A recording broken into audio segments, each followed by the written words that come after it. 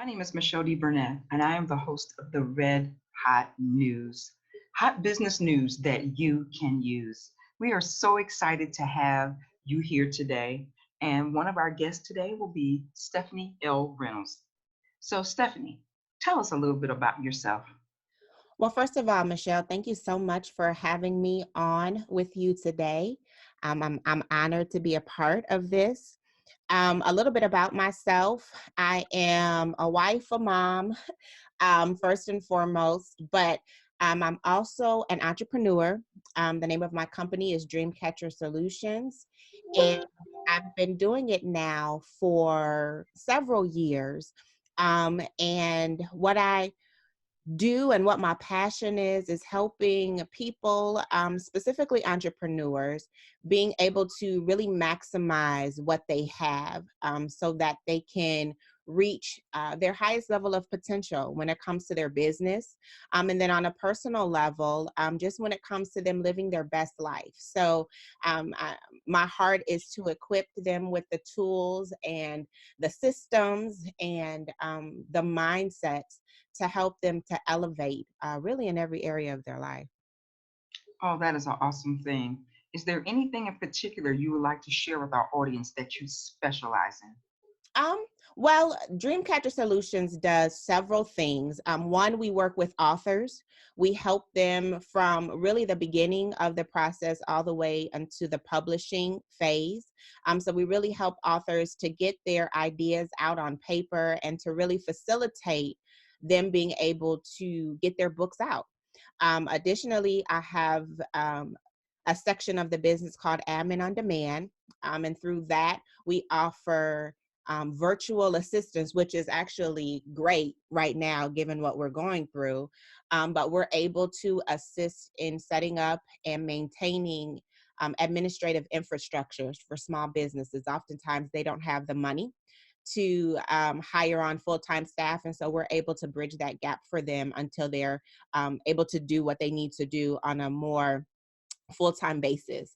And then we also have a personal development part where we really work with the individual to help them recognize why they're here, what they're created to do, and then giving them the tools to do that. That's awesome. You've shared a lot of information. So today you'll be on our podcast with Red Hot News, and you're going to be sharing information with how business owners or entrepreneurs can survive the COVID-19 crisis. Would you like to share about that, please? Sure. I think this is a time where it's a very unfamiliar and uncomfortable time for a lot of us, as people first, let alone as entrepreneurs, especially as small business owners and those of us who have more of a contractor type role, and who really depend on being able to interact with people to keep their businesses going. And so I think the first thing that we have to keep in mind is that this is not forever, right? And so even though it can feel like there's no light at the end of the tunnel going through it, we have to keep in our minds that this is not going to be forever. This too shall pass. And so we have to continue to keep ourselves in that mindset so that we don't let this just completely stop us, right? Because when this is over, our businesses have to continue to function and we have to be able to pick up wherever we left off and keep moving. So I think the first thing is just keeping everything in perspective, and not allowing our emotions to kind of get the best of us during this time. The other thing that I would suggest for entrepreneurs during this time is really to take this time to evaluate your business. I think it's a good time, especially when you are really on that grind. Sometimes it's hard to take an introspective look at your business because we're just trying to keep the money coming in. We're just on 100. We're on that hustle mode because we have to keep making money, and so you don't always get a chance to look at your business and really determine what's working, what's not working, places that we can improve, places that maybe we need to shift.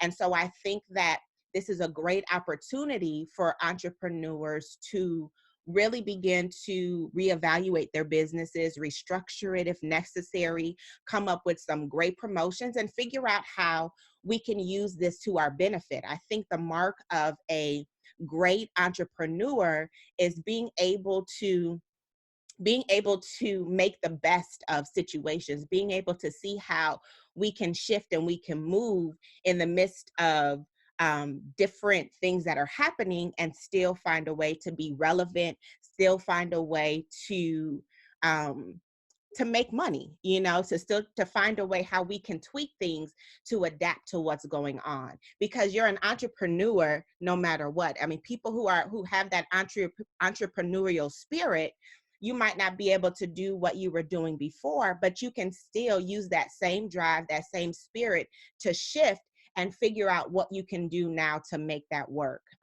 for what's going on. For instance, I know for me, I've been looking at, you can look at kind of what the times are calling for and figure out how you can be a need to that. So now everybody is working from home. Get some webinars going, right? Become an expert in your field. So even though you might not be able to say for instance, you're a party planner. Well, no, you can't have any parties, but you can still be an expert in your field. So start having some webinars, charge a couple of dollars for people to come on and learn how to throw a party on a budget, or how can you still, have a birthday party for your daughter while you're self-quarantining. Like, be creative. I think this is a time where creativity really needs to come alive. And then the third thing I would say is to plan out your future, plan out your comeback. What's it going to look like when all this is over? What's going to be your strategy now to get back into the swing of things? I think it's just important that we don't let this time put us to sleep, that we don't let the worry take over, but that we're making sure that when this is all said and done, our businesses will be able to come back and be stronger than ever. Wow. So would you like to just name those 3 tips? That was such uh, a plethora of information. So give those 3 tips again with 1, 2, 3 on what the audience can personally do during this season of transition. 1, 2, 3. Absolutely. Number one, keep perspective. Don't let the fear and the emotions get the best of you. Know that this too shall pass. Number two, find ways to be creative. Make yourself relevant. Be willing to shift. Be willing to do what you need to do in order to still be able to capitalize on this time. And then number three is, I would say, is just now I have to go back and think about what I was saying. I know I said so much.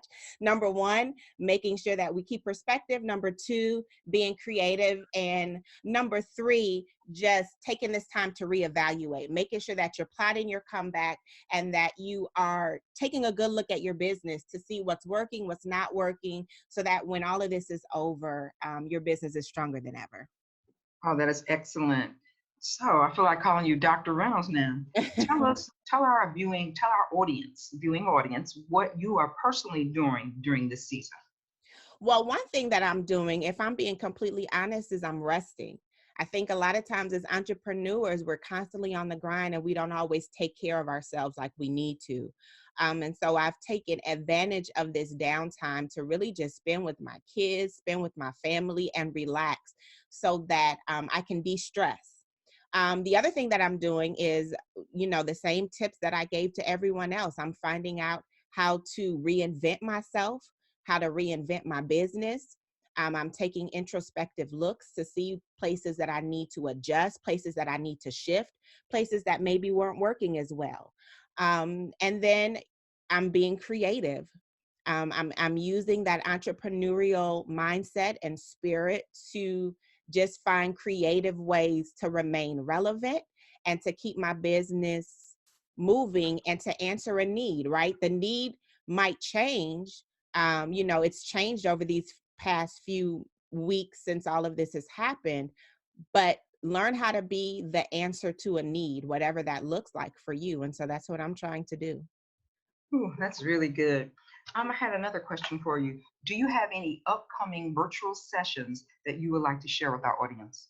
I do. I'm actually starting a virtual authors boot camp on April 23rd, and it's going to be virtual courses on how to really get your book going. And so it's not just about education, but it's going to be some hands-on um, tools that I'm giving you so that you can actually, through the end of this boot camp, have a finished manuscript. So I'm really excited about that. It's all virtual. We're going to do writing intensives. We're going to have time to do some content review. And we're going to just utilize these technological advances and do it all online. And so I'm really excited and looking forward to that. So when you're doing this author boot camp, when you Mhm. say I'll have a manuscript at the end, what exactly for our viewing audience that may not know what a manuscript is? What is a manuscript? So the manuscript is going to be what you ultimately, it's basically going to be the draft of your completed book. And so it'll be what you submit for editing. It'll be what you ultimately submit to a publishing company. But the manuscript is basically the first draft of your completed work. And a lot of people have ideas, they have outlines, they've started it, but we want to get you to that finish line. Okay, that's good. I had one more question I wanted to add in here. Sure. Are you a life coach? Yes, well, I like to call it a personal development coach because or an image coach. And so what I do is really just help individuals work from the inside out, right? To make sure that they understand why they're here, who they are, why they're here, and then helping them build whether it's their business or whatever it is that they're wanting to build, to help them build it accurately. Okay, well, what I'd like for you to do is to make sure that you add in the comments your link for the author boot camp, and then make sure that you include your website so that people will be able to learn more about you. And would you like to give those, at least your website out for the people? Absolutely. My website is really simple, stephaniereynolds.life. And you can go on there. You can sign up for the author boot camp.